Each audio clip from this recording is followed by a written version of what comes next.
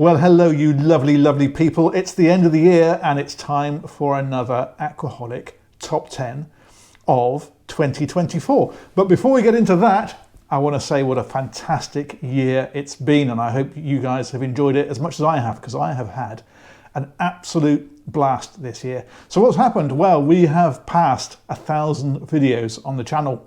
We've passed 500,000 subscribers, 500,000. That's you guys. Thank you so much for that. It was an absolute buzz to hit that level. On to the million next. If you've not hit that button, you know what to do.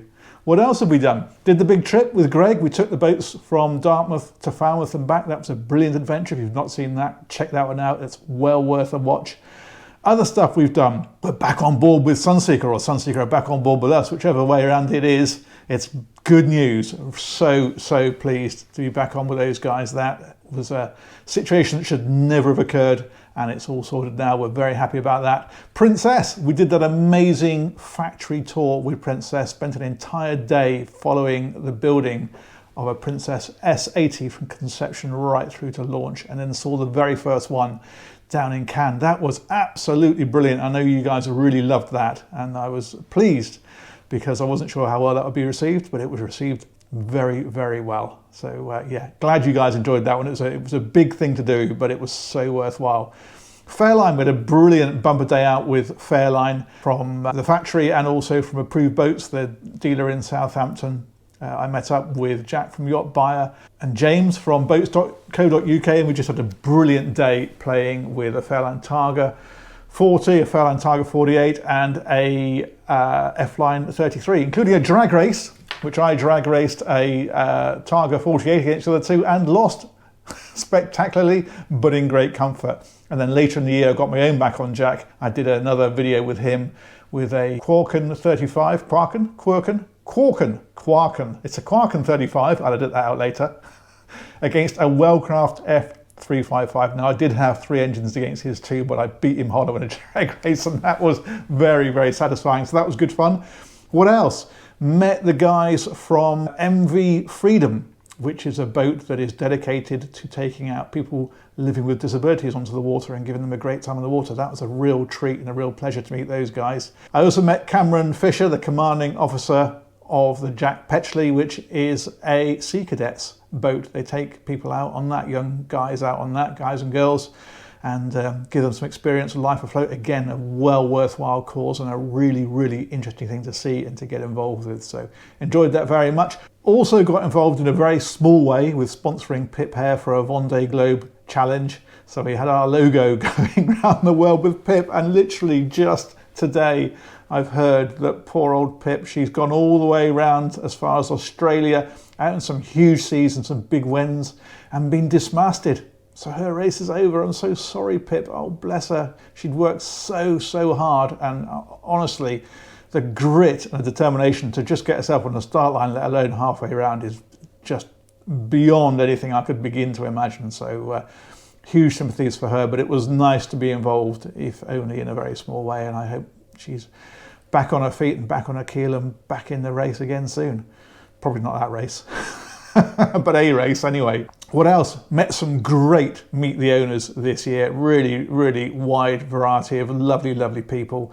Everything from, or everyone I should say, from a super yacht engineer running a small boat out of Brixham to a really lovely guy who is living on board of a Vision 82F. And we met him out in Cannes and spent some time looking at his boat and talking about the lifestyle that he and his wife share, which sounds absolutely brilliant. So yeah, it's been a really good, really varied and really fun year. And it feels like the year I got my mojo back a little bit as well after a bit of bad news last year. I kind of feel like I'm back on the front foot. So yeah, it's all good, it's all happening, and we are game on and looking forward to 2025 and seeing what that brings. But in the meantime, we need to talk about the top 10. This is top 10 yachts. There's a top 10 super yachts coming separately. And let's have a run through, see what we've got. Now, as ever, I mean, we filmed a lot of boats. I keep saying we, I filmed. I filmed a lot of boats this year. I think over 150, a lot of boats. So trying to wind that down to a top 10 was literally impossible. So impossible that I've actually got some honourable mentions of boats that should have been in the top 10 and aren't, because there's only 10 places and there's more than 10 boats deserve to be there. So honourable mentions include the BTO 75, which I thought was a great boat, in particular for the layout. They've been very brave with the layout and gone away from the usual lower deck 4-cabin layout, and given the option of a lower deck 2-cabin layout with a massive, lovely sort of kitchen diner area, just a really lovely snug. You can still have the 4-cabin layout, but you don't have to, and I think that's a nice feature. Sunseeker, I mentioned back on board with Sunseeker, and I got on board with their new Predator 65 this year. That was a lovely thing, just really, really nicely executed. Practical, but yet, as always with Sunseeker, glamorous too. Princess S72 was just one of those all the boats you ever need boats. It's just fantastic. An owner-operator size. It's got the garage, it's got high performance, it's got the opening roof of a sports cruiser, it's got the small flybridge as well, it's got the door next to the helm, it's got a 4-cabin layout. A brilliant, brilliant boat. Just does it all. I like that very, very much indeed. What else? What else is on the list? Oh, cranky, I want to say crunchy, cranky 62. Did I pronounce that right? Just a huge whack of Italian styling, just brilliant. Just really shows that you don't have to follow the herd. You can come up with something really smart and really different, but still very, very practical. Explorer 62, I was contacted by those guys and went on board with one of those out in Palma. Again, just totally different. They'd really come up with something unique and interesting and something that really works for the purpose that that boat is designed for. That was well worth seeing. Horizon PC 68 was the first of the catamaran Horizons I've ever been on board. Just acres of space as you expect on a catamaran. Really nice thing to have a look at. And Lazara LSX 67 was well worth a look. That was just a really nice, well-detailed, well-constructed, lovely thing to get on board. All of those, all top 10 contenders without a doubt, but none of them made the grade, because what is here is good, really properly good, and it's different as well. That's what I like. All of these boats, they've all got their own niche, their own style, their own customer base. It's not variations on a theme. And I think we're seeing more and more of that in the marine industry, and it's a really, really good sign that you're not seeing 3 manufacturers all building a 40-foot boat, and really the only way you can tell them apart is the badges. That's happening much less now, and we're seeing people come up with genuinely different and innovative layouts, concepts, ideas, and everything else. So let's crack on, shall we? In at number 10 is the Absolute Navetta 48. Now, I liked this. I saw this in Southampton, and what I liked about it was it gave everything that the Absolute Navetta range gives right the way through. They build boats up to, I think, 75 feet. And this is the smallest, but it still has the aft galley layout, all fully equipped, dishwasher and everything else. It still has the half-deck owner's cabin forward, which you see on the bigger boats. It still has the vertical windscreen and the flybridge overhangs that gives it that sort of trawler yacht vibe. It's everything that Navettas do so well, and Absolute do so well, but scaled right down. Yes, it's a smaller boat, but no, you just don't feel like you've lost anything. And here, of course, is the helm. Now, another nice Navetta feature, and I mentioned it's got pretty much all of them, and clearly if you go to the bigger boats you get a little bit more, but it does have the side door, which is excellent, so you've got access from here straight out onto the side deck. It's good for short-handed sailing, but it's also really good for ventilation, through flow of air, that kind of thing. Let's head on down to the lower deck. Now again, it's a Navetta thing where they do this sort of half deck. So we come down here and we come halfway down to this level, and then you can see it goes on down, and then the owner's cabin is up here in the bow. Because this is what we miss. You know, normally we look at these boats and I say, oh, there's a great view out normally, but there's boats alongside, so we're not getting it at the minute. Well, today we are. Look at this.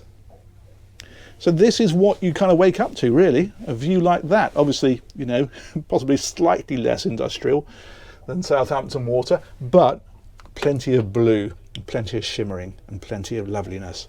And that is really what this is all about when you're staying on these boats. That's where you want to be, not in a harbour, but out at sea somewhere, anchored somewhere nice. In at number 9, Hardy 50, built by Cockwell's down in Cornwall. Just an absolute rock solid, serious, go anywhere sea boat. It's not the most voluminous boat you're going to find at 50 feet. It's not trying to be. What it's trying to be, and succeeding, is a serious offshore bruiser. It's fantastic.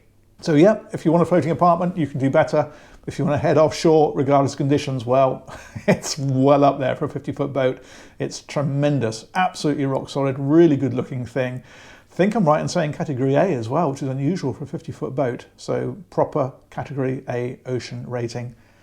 Magnificent, liked that very much. If you're looking for a floating apartment that's going to give you the biggest cabins possible, then this is not the boat for you. But if you're looking for a serious offshore machine, then this absolutely is the boat for you. This is a Hardy 50. It's 26 ton of British Bulldog. It's a serious offshore machine. It's a semi-displacement hull, not a planing hull, so it's designed to punch through the weather, not bounce over it. And it's a category A. Most boats of this size are category B offshore. This is category A ocean. It's serious, serious kit, and we're going to go on board and we're going to do the full tour. Now, as I say, you will find 50-foot boats with more space inside than this has got, because this isn't designed from the inside out. This is designed from the outside in. It's designed to be a serious offshore boat, and then whatever the space is left, once they've built the ultimate hull for that, is what you get on the inside. But having said that, there's still a fair amount of space in here. We've got a very nice saloon area, of course, pop-up TV, a load of storage along in places like this. It is designed to be practical and comfortable. It's not just about bashing through storms, but it will do that as well, of course. In at number 8, as offshore-y as that Hardy 50 was, well, we went on something earlier this year that was just proper, well, like a tank on the water, basically. It was the Axon 85, and that is absolutely designed to go anywhere. Aluminium build, very simple engineering where it counts, very, very practical. It's designed to go around the world. Tremendous, tremendous range. I think it had the biggest range of any boat, or any motorboat at least, that I've ever featured on AQUAHOLIC.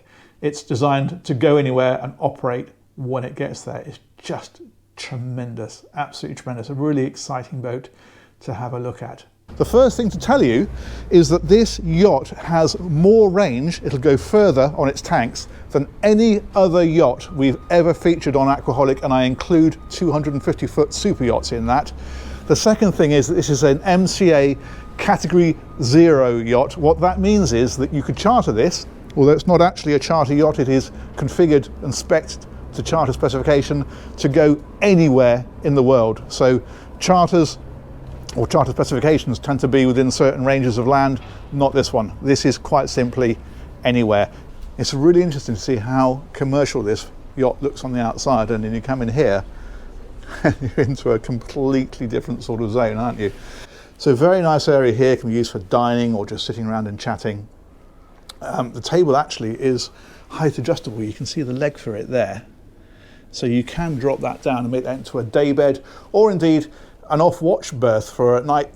If you're doing a long-distance passage, you might find that the skipper wants to sleep there whilst off watch. This owner wanted to have a proper separate chart area, so he's got it. And then up here, well, this is the business end.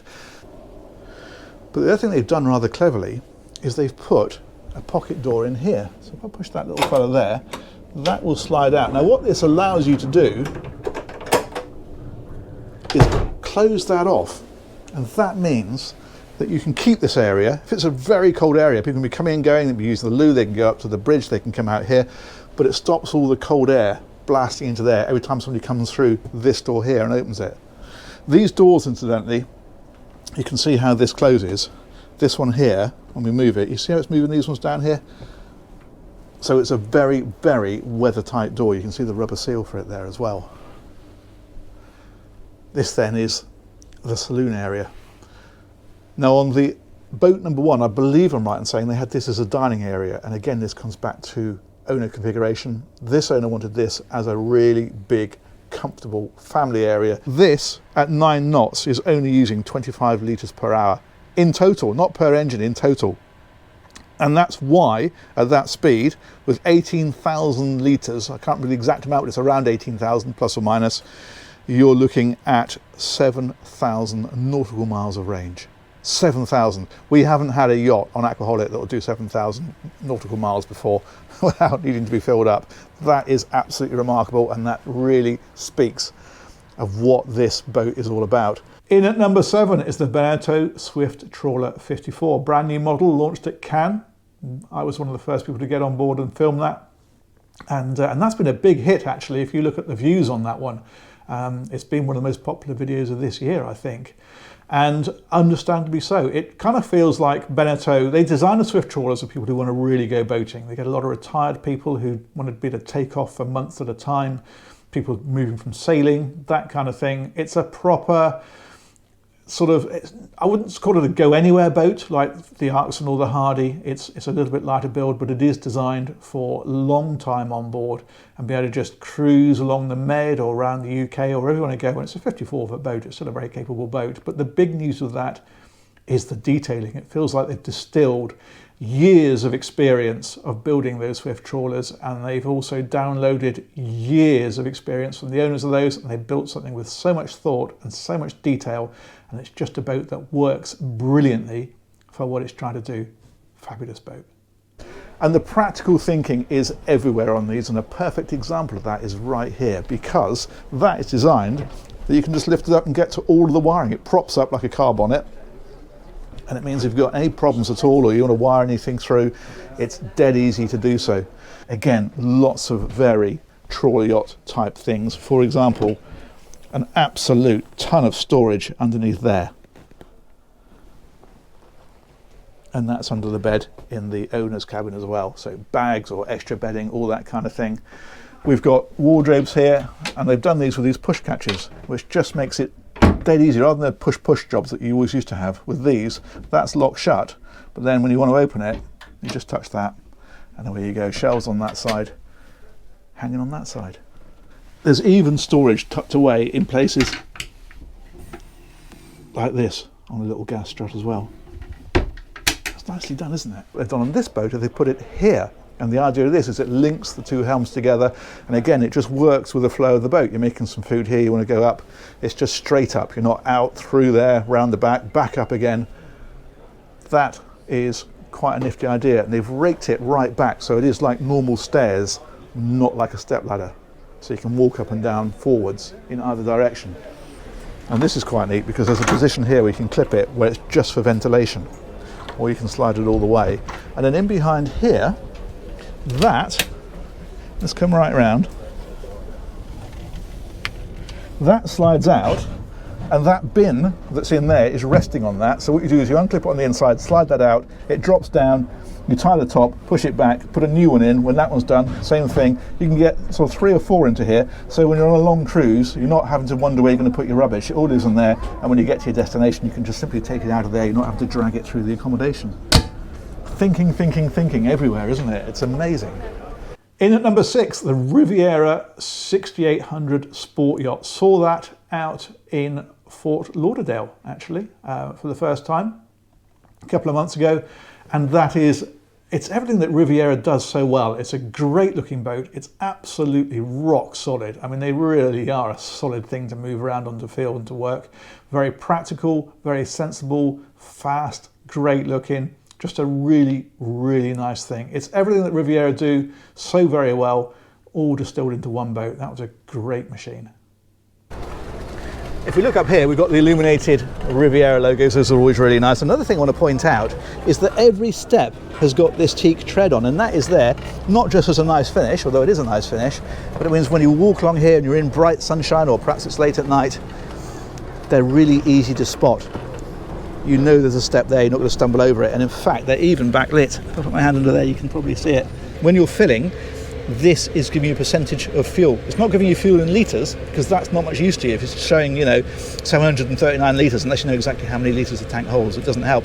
But it will tell you percentage, so it's telling you you're 50% full, you're 80% full, you're 90% full, and you know when you're coming up towards the top. That is an excellent idea. This is fantastic. This is just a quick guide, so that with this, there's a massive operating book for this, but this is just a real quick reference for all of the things that you might want to be able to get to. There's that tender launching system. Look, you can see how this comes down the steps when the bathing platform lowers, and then the tender rolls out like that. As I say, I'll see whether we can open that in a bit. But yeah, this is a really, really, really good thing. Every single thing you might want to look at, just as a quick guide when you're using the boat, it's right there. Now, Riviera is all about practicality. Look at this flooring. It's designed not to get worn out with people tramping through. It's all proper hard-wearing stuff, and you can see then on the steps, the really high wear areas, they've put even more protection. These circular sections are opening sections, but you'll notice that there's a little wire on here. What that's doing is if any of these are open when you start the engines, it will sound an alarm so that you know and you can come and close it. The worst thing in the world is to head out to sea, not realise that somebody's opened one of those in the morning. You can guess the rest. In at number 5 was the CAG Prince S72. Now, this was the biggest and most ambitious refit that CAG have attempted to date. And I say to date because I think there's bigger and better things still on the horizon for those guys. I wouldn't be at all surprised. It was incredible. It was a £1 million refit, and they took a really good, solid, lovely boat and transformed it into a mini super yacht. That's the best way to describe it. The finish and the quality is well beyond what you'd normally find on a production 72. That's what those guys do. It was brought bang up to date. It looked fabulous. It felt fabulous. And it was a real credit and testimony to not just to the boat and to the guys building it, but to the business as a whole and where they've got to in the few years that they've been running. It was sensational. Well, we've seen the before and we've seen the during, and now we're with Chris and we're seeing the after. So here she is, Chris, finished. She is, yes. A mountain's been climbed. The guys have done a phenomenal job, and you wouldn't believe the effort that's gone in to get her here. So we're entering into the cockpit, and you'll see the start of the personalisation. So not only is this a boat that's gone through a refit, it's gone through a refit with a very bespoke interior. Right. So that the level of fit and finish and material choices on here, a lot of it will come from the super yachts. Yeah. So this is to a level well above a production builder. It would kill a production builder to do what we've done, to be perfectly honest with you. Right, yeah, because they'd never get the money back, would they? Couldn't sell it for the amount. It's too complicated. It's too complicated. Yeah. I'm looking at this table for a start with this motif built into it. Exactly. So you'll see that's the owner's company logo. Oh, okay. And you'll see that subtly through the boat. Nice. Yeah. And is that actually in the woodwork, or is that? Yes, it is. So that's different. That's different types of timber used in a marquetry pattern, and then under layer upon layer upon layer upon layer upon layer of gloss paint. That's incredible. Yeah. We've added feature to the areas where you see the rope lighting or the LED lighting, but in the main paneling it's been simplified so it looks nice and clean and long and gives the boat breadth and length. So this, of course, is all very different to what was there before. Exactly. And again, that's been custom made for this owner. That's all clad in leather. Love these details here, like this. Macassar, beautiful timber. Oh yes. Shelves. Yeah. All backlit. At night, this book looks glorious. It's got the same detail in the marquetry of the logo. Wow. Yes, I can see it now. Do you know, it's almost like those magic eye paintings, isn't it? Exactly. You have to look for a minute, really look, and then you can suddenly see it. Yes. That's amazing. And if you look at these bottle separators... Oh, look, it's here as well. Exactly. That's fantastic. I love that. Yeah. So when you look down on it, it's not there. Yes. And then when you look at it from the end, it's there. That's right. That's great. And we've had everybody on board the early stages of the boat show are absolutely blown away because it looks and feels like a new boat to a level beyond what everyone's expectation. Yeah, totally. We've got the Macassar wood again here. So in a starburst format. Yeah. It's absolutely gorgeous. But just put your hand underneath the table. Oh, see nice. how beautiful that is. Yeah. And I know it sounds a bit crazy, but if you went on your hands and knees and had a look underneath, you'll see that there's Macassar inserts and the panels underneath. Okay. So there's a depth of quality. Oh yes, look, there they are. UTB, new surround sound, new Bang & Olufsen surround sound. Yep. Beautiful lighting. Yep. This obviously feature headboard, which is outstanding. It's very difficult. I don't know how that comes over on the camera, but that when people come in, they're blown away by it, to be honest. Yeah, no, completely. I can understand that. Wow. Wow, yes, because this had the sunbed at the back. There was a sunbed here. Yep. So we've taken the sunbed out. We've made 2 custom bars. Yep. So you've got twin fridges. You've got ice makers. Mm-hmm. This is just glass storage, and obviously it's a serving bar. Yes. You've got a crash out sofa at the back. Not only is some of the stainless been changed, but that back rail is all new. Right, yes. If you remember, the old boat had like a hooped feature. Yes, that's right. That in truth dates the boat, so yep. we've changed that to this beautiful new handrail. Got you. Custom sofa, new bars, and just look at that table. Oh yes, look at that. And that could be on any super yacht. Totally. Yeah, and you've got the contrasting wood again here, but you can't feel the difference when you run your finger over that. It's completely smooth. In at number 4 is the Pearl 82. Now, pearls are always really interesting because those guys are going toe to toe with the likes of Sunseeker and Princess, but they're a smaller company, so you have to try that bit harder, and it really shows. That Pearl 82 is incredible. It's a 5-cabin layout with a main deck owner's cabin, which is incredible in a circa 80-foot boat, but they've done it with a boat that still looks great, that still has a brilliant flybridge, that has a separate pilot house. It's a tremendous achievement, and they've done it with style as well, from the Kelly Hoppen interior to the way it looks on the outside, because it's a smart looking boat. You'd think with all that volume you'd end up with something looking like a block of flats, but it doesn't. That was a really lovely thing to get on board.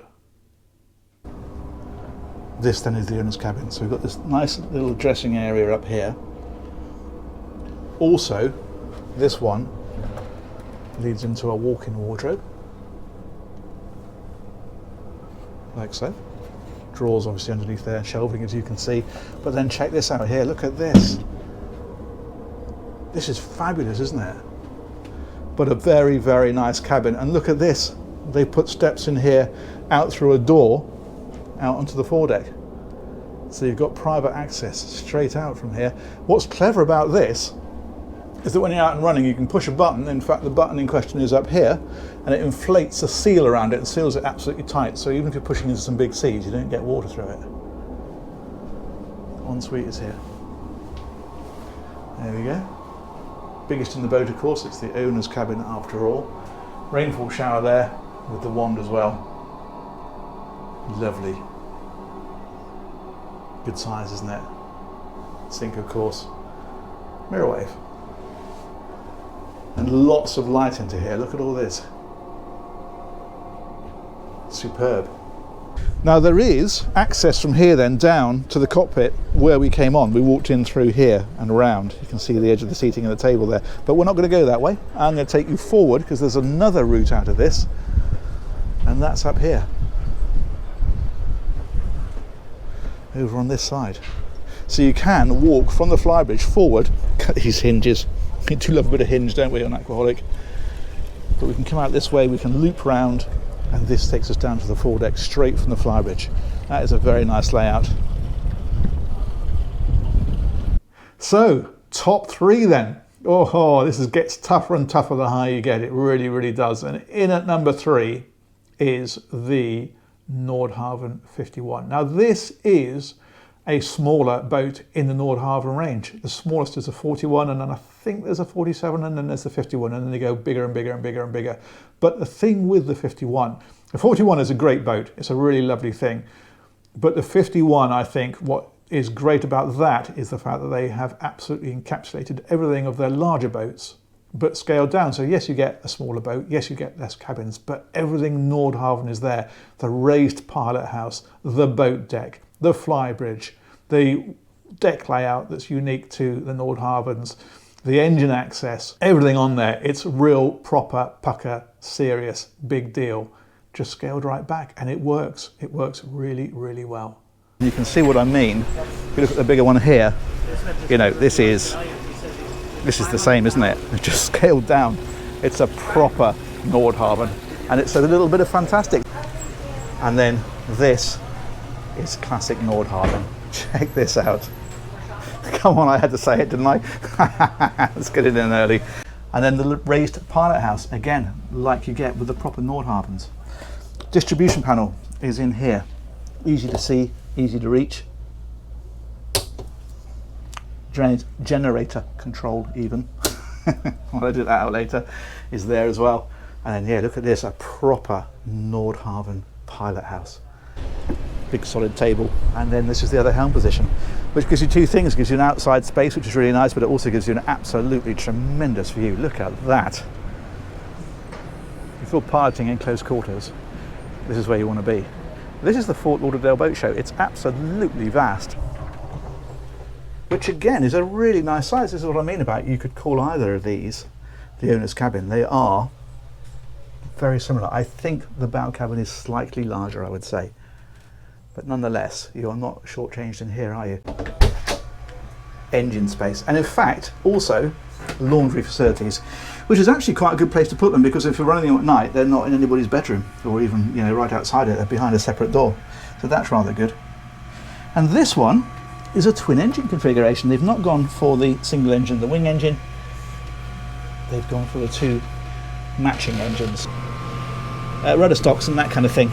Again, it's all very get-atable, isn't it? Even a manual bilgement down here. Obviously, it's got electric pumps, but you've got manual as a backup. This, incidentally, is for an emergency steering tiller. If you lost all the steering hydraulics, you can put a tiller down through there, and that allows you to control the rudders just basically using an old-fashioned tiller. So again, it's backup on backup, isn't it? It's making sure that you can keep this boat going. Last two, I was tempted to give these an equal first, to be honest with you, but that would have been a cop-out. So it was a tough decision. Number two is the new Princess S80. Just fantastic. Now this is the one that we followed from development through build at the factory, and we went and saw the very first one down at Cannes Yachting Festival. And it's just a tremendous thing. And when you've seen the detail that goes into the build of those, as we did, then you really get an insight into just how much goes into those that you don't normally get. But beyond that, the quality, the layout, the style, the look, the finish, everything was just spot on. Princess, I mean, they've always built a great boat, and every year they just seem to raise that bar a little bit higher, and that S80 is pretty much state of the art for Princess, and it shows. It was a really, really special boat. This is Princess's brand spanking new S80. In fact, they're launching it here at the Cannes show, and that is a very, very good looking boat, isn't it? These are air conditioning grills, and they are wafting gentle, cool air on you in this area, which down here in the Med, which is where this sort of boat is going to be particularly popular, is absolutely fantastic. And this one's got the silver oak. You can have walnut, you can have the more traditional oak, or this silver oak, which is becoming very popular now, just a little bit more modern.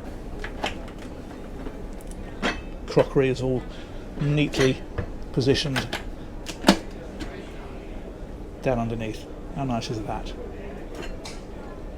And I'll take you forward first of all, I think, and then we'll work our way back. You get a sense of how big this boat is when you're down here, don't you? Look at this, this is fantastic. Now if we come on back, I'm just going to stop and show you in here, because we have laundry facilities here, and a little locker there for linen or whatever else you want to put in it. And then back here, this is owner's cabin. That's pretty gorgeous, isn't it? Love that. Look at this dressing table down here. I love the way that the top sort of floats above this. That's very, very smart. And again, this beautiful woodwork that you always get on the Princesses. This is for your knickknacks. Soft clothes, lovely. And then right back here, walk-in wardrobe in this one. Engines. This is a big engine room for a boat with a garage in, which normally compromises the engine room. Well, not here. Look at this, this is fantastic. We've got a pair of MAN engines in here. They are 2,000 horsepower each, and they're giving this boat mid-30s. I think about 36 knots they've had out of this one. Princess's new S80. That is a gorgeous, gorgeous boat, isn't it? So, in at number one, what can it be? Well, it is, drum roll please, Fairline's new Targa 40. This, I thought, was special. And I think what's really special about it, I mean, you can look at the Princess S80 and say, well, is the Targa 40 a better boat? No, of course it's not a better boat. It's a much smaller boat. It's a much cheaper boat, albeit it's not a cheap boat. But what's impressed me about it is, despite that, they've still managed to instill the full sense of Fairline quality right the way through. The detailing is fantastic. The thought, the ideas, the concepts all just come together really beautifully. There's no sense of compromise. You go on that boat and it feels like a big squadron scaled down in terms of the fit and the finish and the fabrics and all that kind of stuff. So despite being a smaller boat, it's still a very, very special place to be. And I think overall, you know, it's a boat that, budget willing, I could see myself owning. And I think that's always nice. You know, you look at the 100-foot stuff and it's, or 150-foot stuff, and you think, wow, that's incredible. But I never see myself owning something like that. I would see myself, if the budget ever ran to it, owning a 40-foot boat, and that 40-foot boat would be a wonderful, wonderful thing to own. This is a boat which I'm really excited to bring you, because this is the new Fairline Targa 40, and it is brilliant. The thinking that's gone into this is fantastic. I'm going to give you a full tour and explain all of that to you. But it's a good looking boat. Look at the vertical bow here, look at the massive hull windows as well, and I really like some of the details, like the way they've done this feature here with the gap in it and the black section in it. It just makes it look really sleek. Clever thinking is everywhere. Look at the way that they've put this step integrated into here. Sometimes you need to get on the side of these boats, and with that it's dead easy to do that and then on. It's a little bit of a climb, but you can at least do it. A lot of boats, they're just impossible to get on anywhere other than at the back. This one you can. And then this is the garage. What we need to do with this, well, first of all, I can show you this, because the backrest here will slope that way to give you a lovely sun pad, and this one does exactly the same. Let's move that cushion over there. So you've got great sunbathing areas on the back of the boat. This table will fold away, so that will drop down, the same as that one, of course. But let me show you this garage. This garage is brilliant for a 40-foot boat.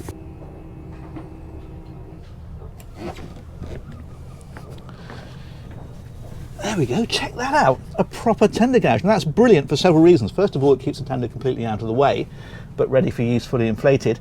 Also, sounds a silly thing, but it actually means the tender stays clean, because these are sometimes quite hard to keep clean on the back of boats. That tucked away there is just brilliant. This creates a step to make it really easy to walk up onto the side deck. That's genius. I mean, it's just such a simple thing. So it's a locker, but designed to be a step as well. That's superb. And now,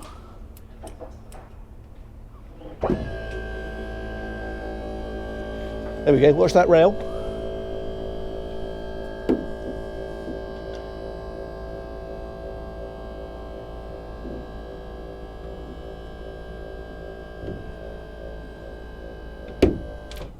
That is absolute genius.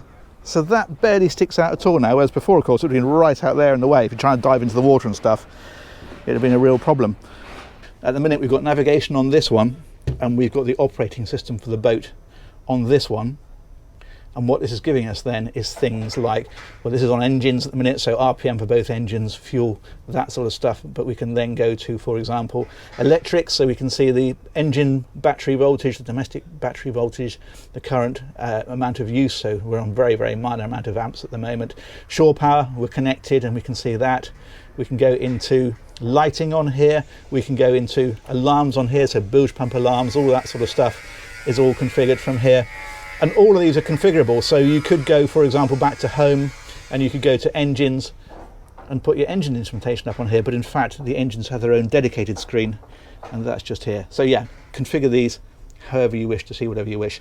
Now the big news down here, which I think is really important, is the fact that the quality of this interior is the match of any Fairline. If you came off of a Squadron 68, for example, a proper multi-million-pound boat, you'd say, well, this is the same but smaller. It's got the same woodwork, it's got the same door handles, it's got the same lighting.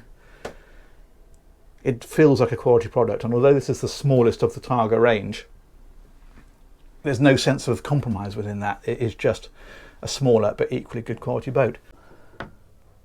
Look at that, isn't that lovely? It's fantastic headroom. As you come into here, you can literally see that's the step that's there, and then it goes up because that's the seating that goes around there. And what that means is as you walk into here, you've got full headroom. This is really nice space to walk into to get changed.